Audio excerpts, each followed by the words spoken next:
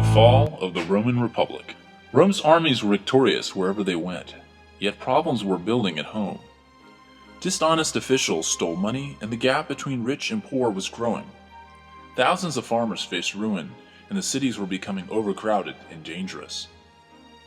At this point, most of the people who ruled Rome were patricians, rich people who owned large farms. These rich landowners ran the Senate and held the most powerful government jobs. They handled Rome's finances and directed its wars. Despite some gains for the plebeians, many people became very unhappy about the situation. These rich landowners used a new source of labor: the thousands of prisoners brought to Italy during the wars. By using these enslaved people to tend their crops, wealthy Romans could force owners of small farms out of business and debt. Why? Many of them had been able to farm because they were fighting in Rome's wars. Others had suffered damage to their farms during Hannibal's invasion of Italy. Moreover, small farmers could not compete with wealthy Romans who were buying up land to create latifundia, or large farming estates. Faced with debts they could not pay off, many farmers sold their land and headed to the cities, desperate for work. However, jobs were hard to find. Enslaved people did most of the work. If free men were lucky enough to be hired, they earned low wages. These conditions created widespread anger. Roman politicians were worried about riots breaking out, but they quickly turned the situation to their advantage. To win the votes of the poor, they began providing cheap food and entertainment. This policy of bread and circuses helped many dishonest rulers come to power. However, things only got worse. The Roman army took on a new role. Until now, the army had mostly stayed out of governmental affairs. Things changed when a military leader named Marius became consul in 107 BC. Previously, most soldiers were owners of small farms. Now, because this type of farmer was disappearing, Marius began to recruit soldiers from the poor.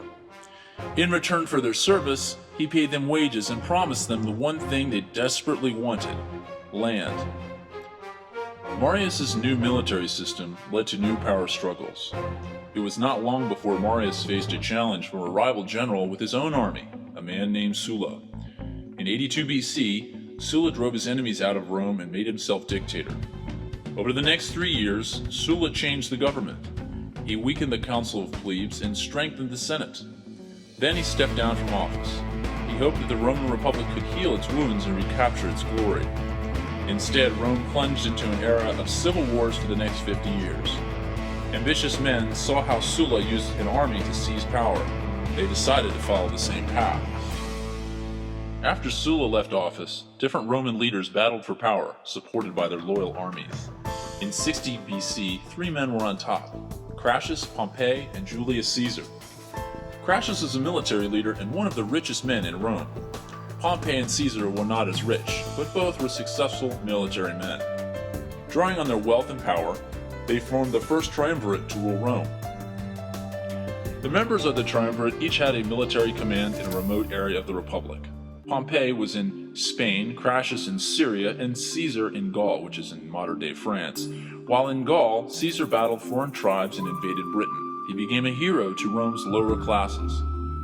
Senators and others back home in Rome feared that Caesar was becoming too popular and might seize power like Sulla.